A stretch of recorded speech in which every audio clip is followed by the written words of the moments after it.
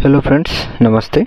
तो फ्रेंड्स माने महिलाओं बहुत बड़ घोषणा करथिला बीजेपी सरकार निर्वाचन पूर्व और प्रतिश्रुति देथिला कि सुभद्रा योजना जरिया समस्त महिला को 50,000 टंका लेखाई से देव बोलिकी। ओडिशार महिलांक सुभद्रा योजना लागू करने देथिबा प्रतिश्रुति को पूरण करने को जाउछि बीजेपी सरकार। प्रथम कैबिनेट बैठक में एने निष्पत्ति नि जायथिबा बेले 100 दिन भितर ही लागू करने को प्रतिश्रुति दैछन्ति मुख्यमंत्री मोहन चरण माझी। महिला मानक सशक्तिकरण पई आसंता 100 दिन भितर सुभद्रा योजना लागू करा जिवो। एही योजना रे महिला को 50,000 टंकार भाउचर प्रदान करा जिवो।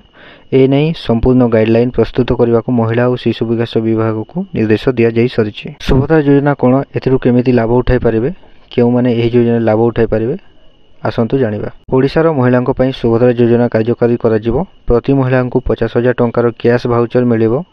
2 वर्ष मध्य से खर्च करें। तेबे से केमिति पाइबे और किपरि कार्यकारी करेंगे जानतु। सुभद्रा योजना रे आवेदन उभय ऑनलाइन और ऑफलाइन माध्यम करा जाई परिबो। एही योजनार मुख्य उद्देश्य होउछि महिला मानकु सशक्त करबा, जहाँ बीजेपी सरकार द्वारा आरंभ करा जायछि। विवाहित महिला माने एही योजना लाभ उठाई पारिबे।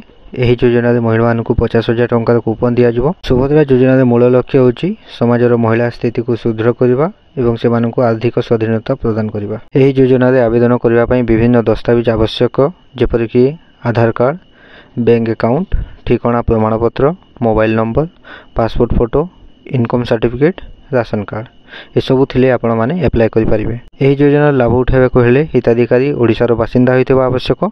केवल विवाहिता महिला एही योजना लाभ उठाइ परिबे। प्रति परिवार जनकु एही योजना लाभ मिलिबो। महिलांक बयस 23 रु 59 होइतबा आवश्यक। एहा सबुठारु बड़ कथा होछि सरकारी चाकरी करथिबा महिला एही योजना लाभ उठाइ परिबे नाही।